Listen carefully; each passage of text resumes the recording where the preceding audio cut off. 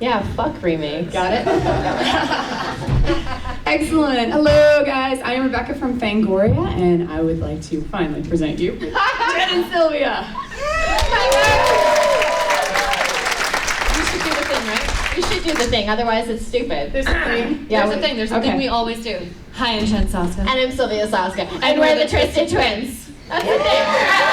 That's the thing. And it wasn't rehearsed at all. That just happened. Well, we just decided to wing it today, Rebekah. We're like, hey. I like it. So what we're gonna do is we're gonna start with a couple of discussion questions up here, and then I'll open it up to everyone else to ask all of your questions that you have. So let me start with, how did you guys begin? I mean, what made you just say, fuck it, let's make that hooker in a trunk? I mean, where did it come from? Well, we're proudly failed actresses. We started as child actors, and we never did anything really momentous, but it was for child labor reasons. And then we hit puberty, and it got to the stereotypical penthousey, slutty twin role. So it was sexy this, slutty that, and eventually we got to slutty Martian, and I was like, even the Martian has to be a slut? Really? So we were also very trained in martial arts, and we thought, hey, maybe stunt school. And we went to a film school that misrepresented itself, and then they pulled our funding for our final project. And thank God Grindhouse was in the theaters at the time. We're huge Rodriguez nerds, so every day after film school, we go to real film school, and we just watch the movie for 3 hours and be like, I want to do that, I want to do that. And then after they pulled the funding, we walk out one day and Jen goes, dead hooker in a trunk, and I'm like, what the fuck is that? And I said, that's the title of our movie. I don't know anything else that happens in it, but we should put a dead hooker in the trunk or people are going to get pissed off. So this was also a fuck you as well as a film project. So we decided to write, direct, produce, do the stunts, and act in it and everything else. And the school had a list of everything that was too inappropriate to put into school projects, but we thought, hey, it's our own thing. And they, for some reason, forgot about necrophilia and bestiality, so we made sure. Sometimes they do. We got it in there, and then we decided to show it at graduation dead last. And we're like, oh guys, we just did this on our own, I hope it's okay. And half the audience walked out. And the other half was cheering so loud you could barely hear the intentionally, disgustingly crude dialogue. That's pretty much the reaction to the rest of our career. That's our entire life. Everyone's walking out or really excited about it. There is no middle ground. I want to marry you and fuck you, or I want to murder you and then fuck you. At least that means we're pretty. Some people laughed really hard at that one. So after that, they asked, people would go over to us and asked us, well, when's the feature happening? So we did something we do a lot of the time. We lied and we said, oh, we're working on it right now. We maxed out our credit cards, had never made a film before, and we made it, and we saw it through until it got released, which was really hard, but you know what? If you have enough dedication and you're enough of a film nerd, you know what makes a good movie. You know how to do things like that. And if you have not read Rebel Without a Crew by Robert Rodriguez, that thing is a lifesaver, as well as Lloyd Kaufman's Make Your Own Damn Movie Tell them series. I say hi. Now, with Dead Hooker in a Trunk, you guys were like in the trenches doing everything yourself. Could you talk about some of the things that you learned doing that? I think it was really beneficial as an independent filmmaker that knew literally nothing about filmmaking to do as much as we could just so we understood the different positions. But then, of course, when I got an American Mary, I was like, what do I need a third AD for? You need 3 of them? Sometimes 5? But it was not only to learn those positions, but to be able to know what you want from those different positions as well. And also, nobody wanted to clean the blood off the toilet, as you could see in the behind-the-scenes footage. Well, we have a belief on our sets. If there is no too small job, so we show up in high heels and our little skirts, and we do everything. So if a dude shows up in sweatpants and running shoes and he starts complaining, I'm like, oh, baby, is it hurting your feet? Oh, I'm sorry, making a movie is so hard. And that usually stops people from complaining for the rest of the shoot. Now, the difference in the sets between Dead Hooker in a Trunk and American Mary, I assume they were like night and day. There was no set for a Dead Hooker in a Trunk. There was nothing. There was us and whoever felt like showing up that day. And there was always us, but sometimes someone would be with a prostitute. So actually, I was like, this is not even that level yet. Why are you getting hookers? But filmmaking and hookers run hand in hand. It's a beautiful. Doesn't matter the level. World. It doesn't There's matter. always There's hookers always. there. But American Mary was amazing. It was like going from being an independent superhero, like a Spider-Man, to going to the Avengers and being like, oh my god, now I've got like Thor if I need to do Asgardian shit. Yeah, it was. Now, where did your idea come from American Mary, and how did you guys pre-produce it? Like the funding and setting it up and getting producers and backers and everything. Well, when we started to write American Mary, we were actually trying to sell Dead Hooker in a Trunk, and we were going down to Los Angeles and meeting a lot more monsters than men in the industry. And looking like we do, everyone's like, haha, suck my dick and maybe you'll get a job. And you're like, no, I'm not even that good at that. I'm a really much better active filmmaker, much better.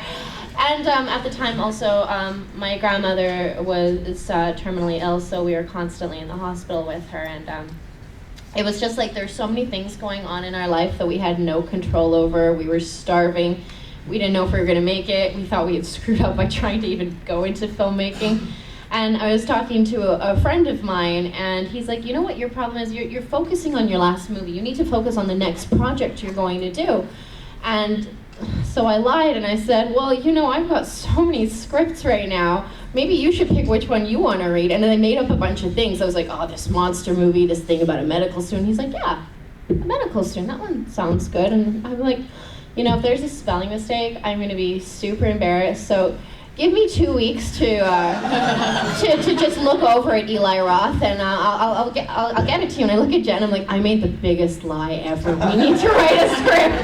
It only matters if you lie, if you can't pull it off. So in this business, lie because everybody else does. If you can't pull it off, oh, fuck, sucks to be you. No, you can pull off almost every lie. can. We are living Yeah. proof.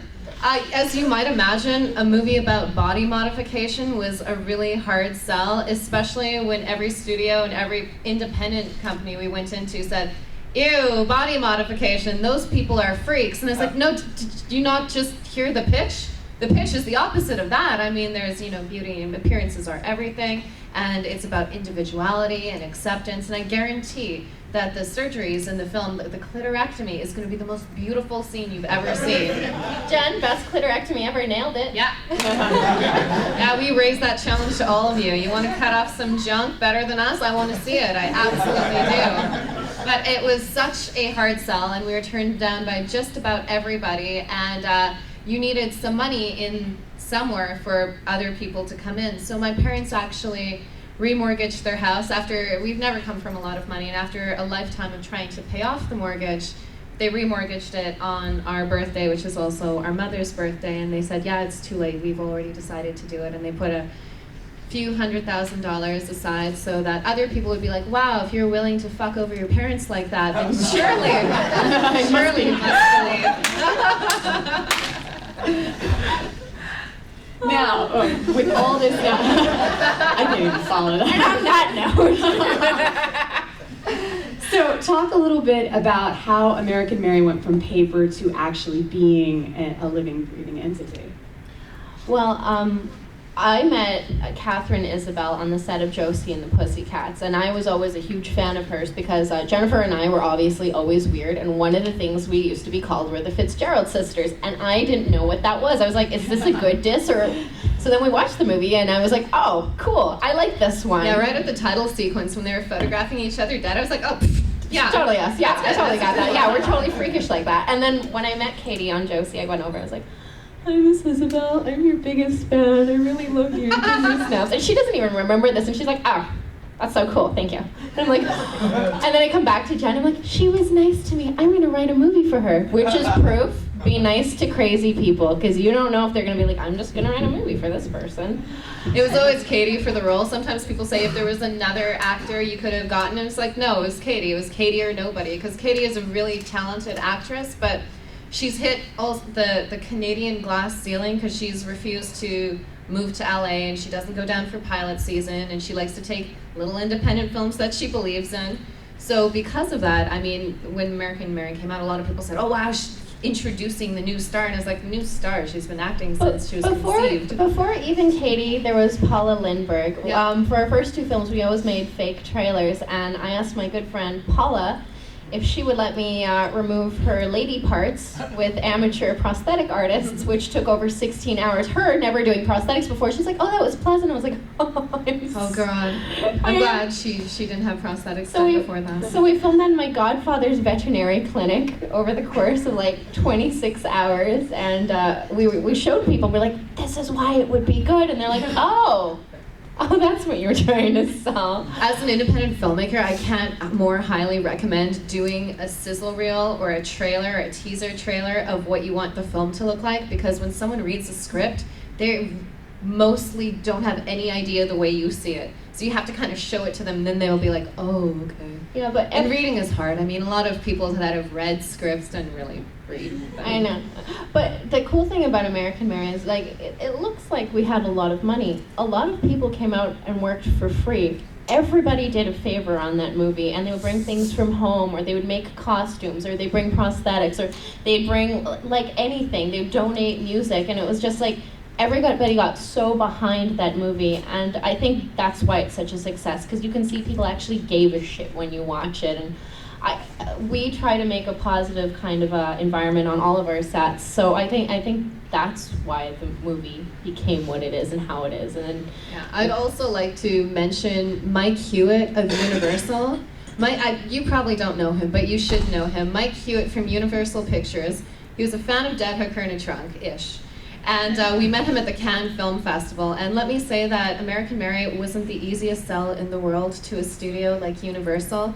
The head guy in Universal UK came to the screening, and he's like, I don't like the movie, but I like the way the fans react to those girls, so good. But Mike Hewitt pushed so hard for American Mary to get distribution in the UK, Germany, and Switzerland with us, and after Universal put their name behind it, and it was for the 100-year anniversary of Universal Pictures, everyone else started to get like really excited about it as well. And you know, most books like Rebel Without a Crew, it gets to the point of, I finished my film, the Weinstein saw it, now I never have to worry about distribution again.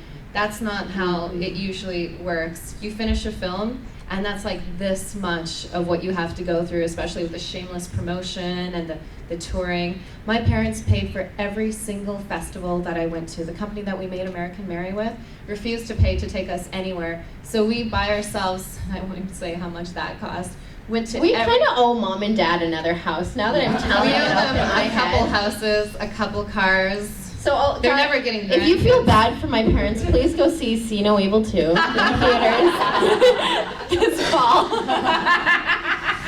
I think that kind of answers your question. I don't even remember. I was like everything. That was absolutely everything. Yeah. Now, I've always been curious about method, because I know when I see directors on set, it's like one person and it's often their way or the highway. Now, you guys have each other to contend with, but do you ever argue over things, like take it out in the back alley or anything? Or is it like, do you plan everything out ahead of time? How do you direct? We do plan out everything ahead of time, but however, I like to say that I'm an unstoppable force, and she's an immovable object. And sometimes the force has to go around the object, because and you know what, it's never like one or the other of us is like so fucking horribly wrong. We see the same goal, but we get there in very different ways. And I've never shot a film for longer than 15 days, but both our big features were 15 days and never longer than 12 hours, and that includes an hour lunch, and any filmmakers in here are probably throwing up because it does absolutely suck. And if we get into an argument, I get to the point of, whatever, so just fucking do it. But there were never really loud ones, because we would be like, normally, the trick on set, people would ask one of us and then go find the other one and just kind of giggle through it. It's like, did you ask Jen, and did she say the same thing? Yeah, you guys are twins. I know. We do not have the time for the twin jokes. Sometimes they would ask us something and we both say 2 different things, and then we stop, and they're like, oh, the twins are going to fight. We're like, just a minute. Okay. What we meant to say was, and then a unified front, because there's nothing worse than having 2 directors that look the exact same, saying 2 different things, and we're already like a Hydra monster to deal with on set. We're very rarely next to each other, except if we're filming on set, because if one of us is here and one of us can be there and is needed there, it doesn't make sense for both of us to be there. Sylv will always be by the camera and on set. If something gets fucked up, and it always does, if one of us has to leave or get an actress that thinks she's overweight and she weighs like 100 pounds out of her trailer, that'll be me, because Sylva's like, okay, If one of my props doesn't show up, you just go find the car I need. Oh yeah, if a car doesn't show up and it's like, if it's like a beater car and it was supposed to be like a sports car. On set, Jen and I are mom and dad. Jen is the one that you always want to talk to, and I can always tell when somebody thought I was Jen and they're like, oh, no. If you have bad news, I tell everyone, if there's something awful you have to tell us, please tell me before you tell Sylv, because let me tell her and she'll get pissed off at me. But she's gonna get worse at you because you didn't do your job. Now, you guys have a couple of new projects coming up, including See No Evil 2, but also ABCs of Death 2, and tell us about everything that's going on. Absolutely. I am so excited about ABCs of Death 2. Our producer on it was a gentleman called Mark Walco, and after working with the studio, there is a certain amount of things that you cannot do. Mm-hmm. Jennifer and I are disgusting, horrible, weird people, so we really like doing weird things like that. And Mark Walco pushed us on what we did. I thought it was bad, and then he's like, "Can it be worse?" And we were like, "Well, yeah." Has anyone seen ABCs of Death 1? Yes. Nice! Awesome. Does everyone remember Ellis for Libido by amazingly talented director Timo? Well, that got them in trouble. Walmart did not like that one. The implied pedophilia with the wanking. Oh, no. So their lawyers gave us a huge thing of, you better not do any child stuff in this one. So there's a big red thing that you can't do anything of sexually violent nature. And that was I like pushing the envelope. So we wrote really polite emails. I was like, if I shoot it artfully, may I do this? And they're like, how are you going to artfully do this? I'm like, and then they drew a little picture. I'm like that. They're like, okay, guys. Well, we can always cut it out if we get banned because of you. But the thing is, there's only so many chicks in ABCs of Death. So I want to stand out. I want people to walk out and be like, oh my God, that was disgusting. And for me to be like, yup, sure was. I can't say much about it, but on the surface level, it's like repulsively, disgustingly unforgivable. But deeper down, it's a clever commentary on the objectification and sexualization of women in these short horror anthologies, where you don't even see their names, you just see their tits right away, and for no reason. I'm not pointing you out, VHS, but come on. Every single one.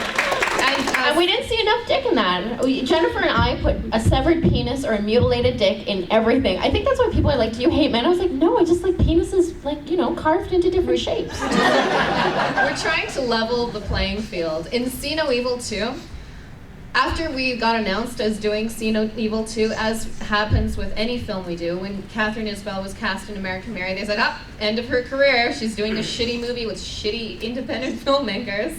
We're not that shitty. And then when we were announced for See No Evil 2, they're like, the Twisted Twins are working with WWE Studios. Yep, making a shitty wrestling movie. Shitty wrestling movie? How many wrestling fans are in here? Yes! Some are Daniel Bryan's like, what's happening? We actually do yes and no when we're talking to our bosses. And they're like, oh, right. They're girls. No.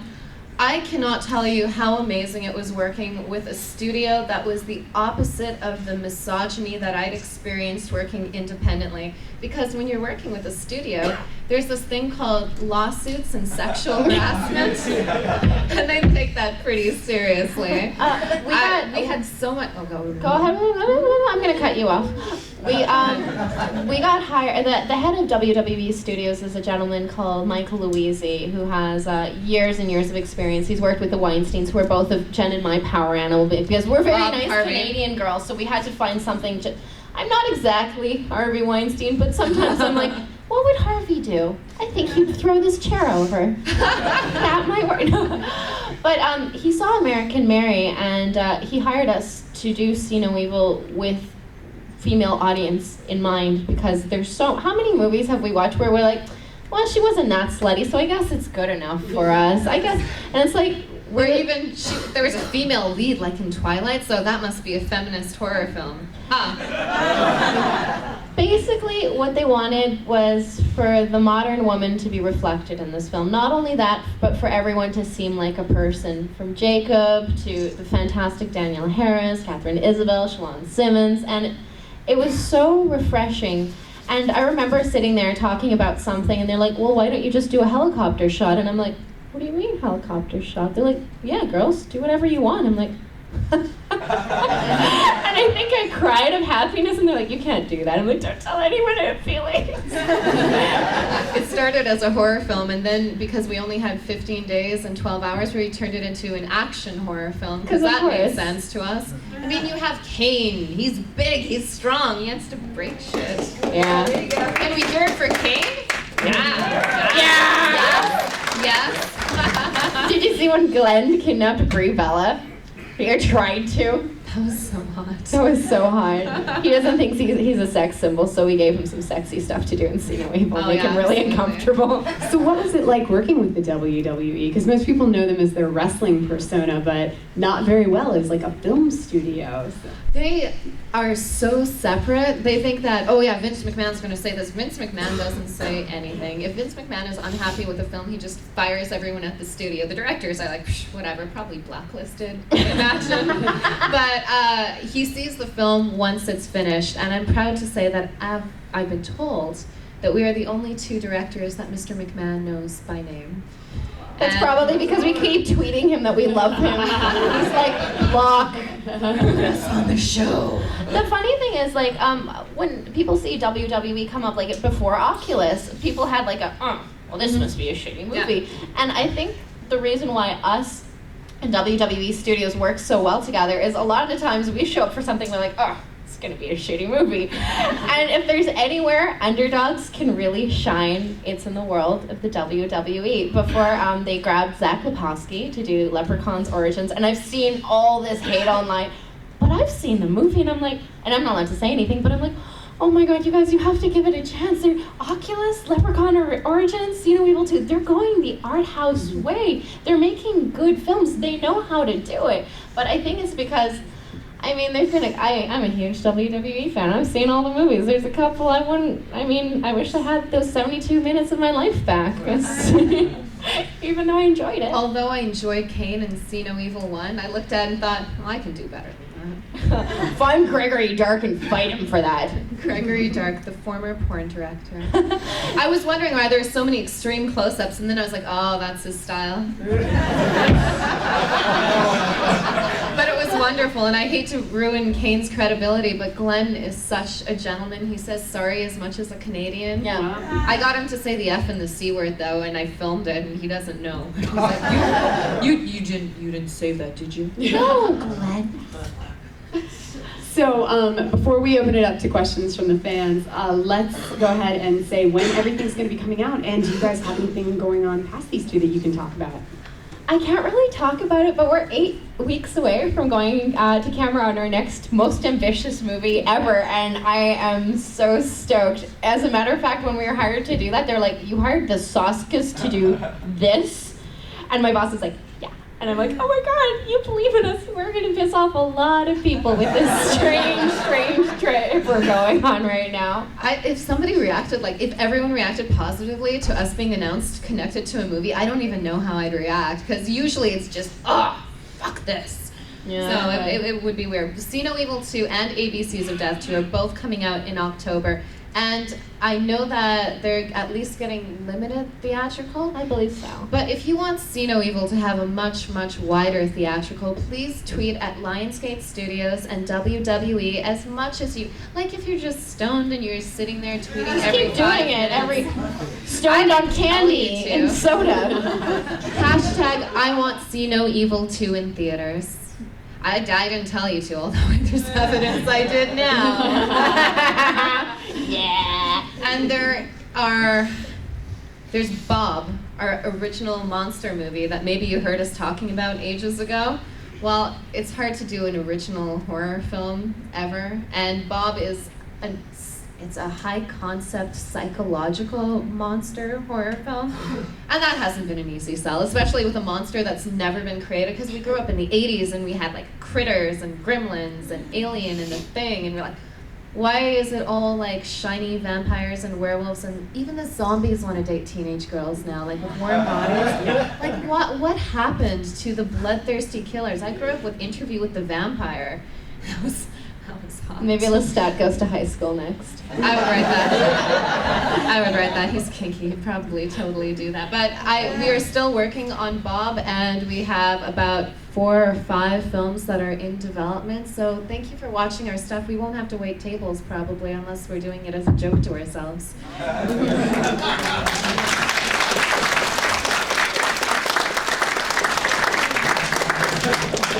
Okay, questions from the audience. Gentleman in the blue shirt with the mustache there. Hi. We're from San Antonio, which is one of the most tattooed and modified cities in the country. So we appreciate your movie very much down there. Oh, thank you. I wanted to ask about y'all's writing process. How much do y'all write together? How much do you write separately? What's the creative space like for you? Jennifer and I never do anything apart from each other. She went to go get me a sandwich yesterday, and I stayed in the hotel room, and I was like, where's She literally was crying when I came back. I was hungry. I also missed you. We almost share like a hive mind where we have 30 plus years of in-jokes now, and we love all the same things. We take a lot of influences from video games and comic books, to the fact that when we write, we pitch each other until we start finding something that we don't hate, and we are like cutthroat when we pitch. It's like, oh, what about this with this, and then this happens, that's shit. I'm ashamed to be your sister, that's horrible. And then we start warming up to something we both like, and then we pick out the characters and we break down them, and then we do a little timeline, and first act, second act, third act, and we fight over what happens when, and who was it? Howard Hughes? Howard Hawks? Howard Hawks? A good Howard? One of the Howards? What Howard said, a good movie is 3 great scenes and no bad scenes. But for a horror movie, it's 3 great kills and no lame ones. Nothing like a lame kill. So that we do that plot, and then we argue over who gets the beginning. If Sylv gets the beginning and she wants the end, then I want the big scene in the middle, and then I want to steal another like little Joss Whedon-y scene that I really like. I say that I'm the Joss and she's the Lars von Trier, and you know, Lars and Joss, they really don't have a lot in common and no reason to work together. But if you watch her, if they were identical twins, they'd be forced to. I would like to watch a sitcom where Lars and Joss have to live together.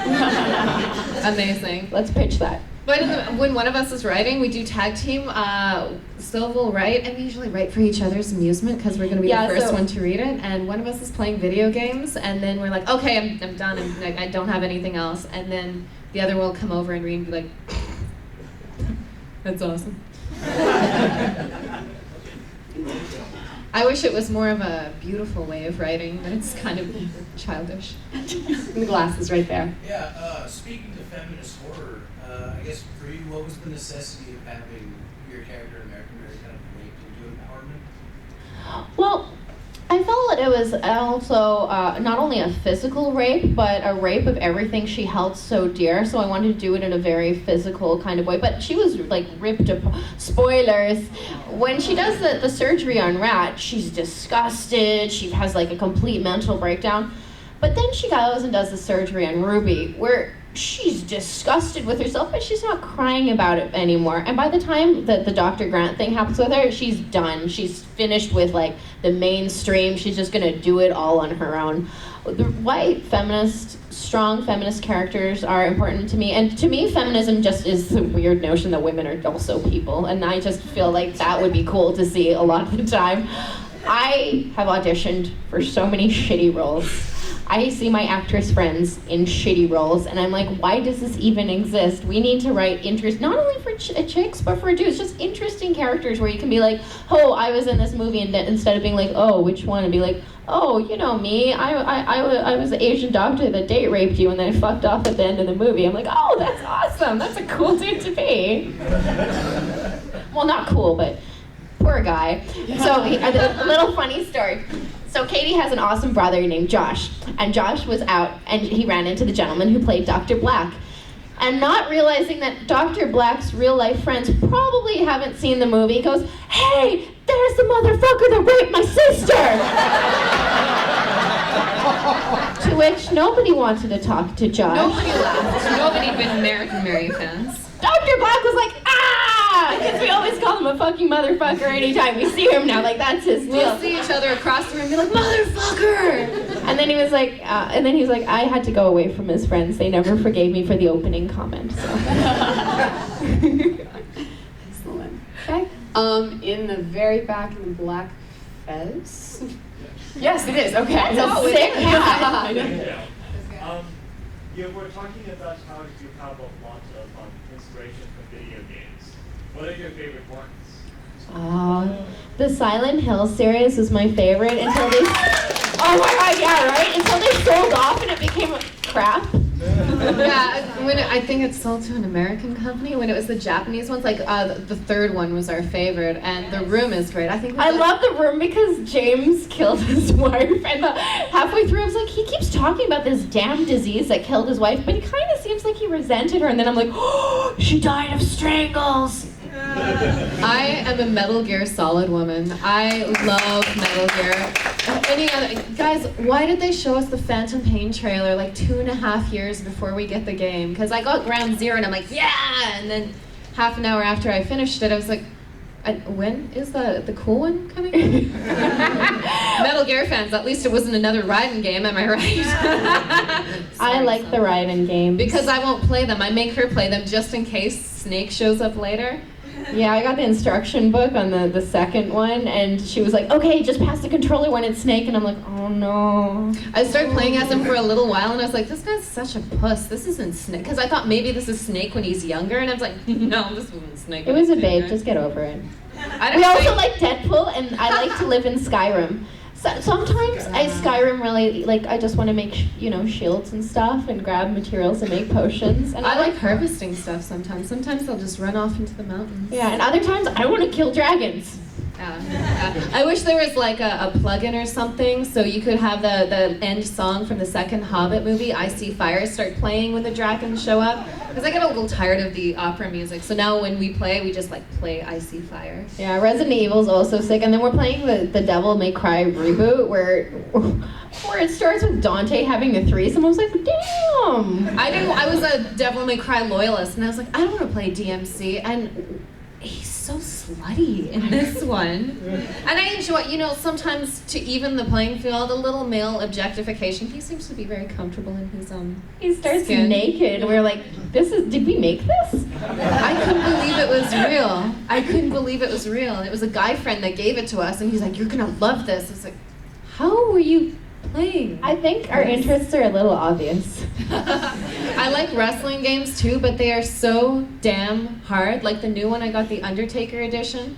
I'm so shit. And the best thing is, when we were talking to the other superstars, I'm like, do you play? They're like, I keep getting my ass kicked. Okay, right here. Yes. What's your favorite scary movie? Oh, American Psycho. I love Mary Herron. She's the reason we became directors. I saw her at a press conference in Toronto when they were trying to throw her out from filming because they thought her film encouraged violence against women.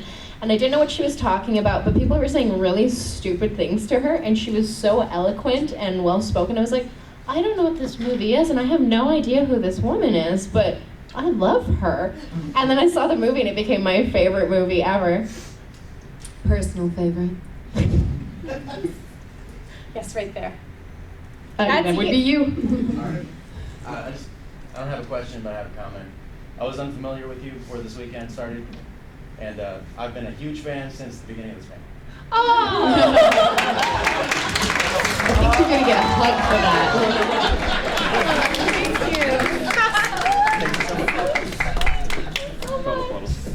It's kind of like the song that never ends. You just got into it without even knowing, now you're stuck. Thank you. Yes, in the back with the I can't even see that far. Yes, you. What was it like growing up twisted? Really, really difficult and sad and kind of lonely. We were bullied a lot. Like, literally everything that you guys like about us, everybody hated about us. They hated that we liked goth stuff, that we liked horror movies, video games, comic books, that we wanted to be actors stupidly It enough. also didn't help that we were quite tiny and fit quite easily into lockers. Yes, yeah, we did. It was, Oh, don't feel so worked out, guys. I would be bullied, spat on, and shoved down in a million more high schools to have this right now. Absolutely. I would say a big moment for my nerdiness that turned was when Joss Whedon's Buffy started airing, because I was 1 year younger than Buffy. See if I can say this without crying. Look at you, she's already crying. And she was kind of small, and she wasn't very tough, and she was, you know, feminine and into some weird kind of dark stuff. And she could still be strong. Like, she could deal with her life stuff, and she could deal with the ass-kicking stuff. And that was a huge moment for me, that I got really into martial arts and weapons, and now I can kick everyone's ass.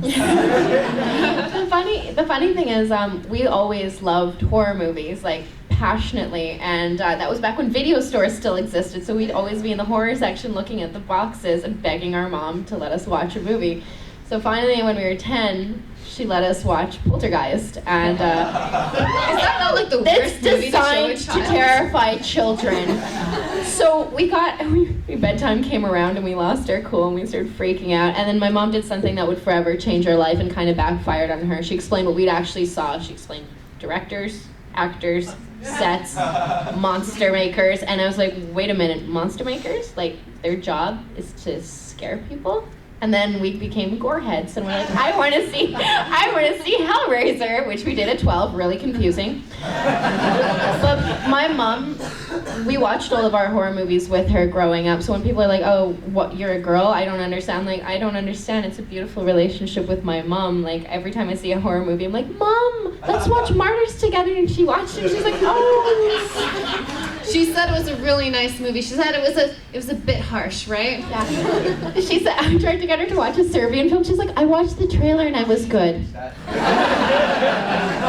But I'm so grateful to my mom being cool enough to let us like the stuff we liked when we liked it. I mean, I haven't seen a lot of Disney movies. I mean, I've seen some Disney movies like The Lion King because it's, you know, awesome. But we liked horror movies, and she let us watch those, and it became a big part of who we ended up being. So and she would go to the principal's office when they said there's something wrong with your daughters, and she said, are they still straight A students? And they'd say, yeah, and she'd like, well, shut your mouth.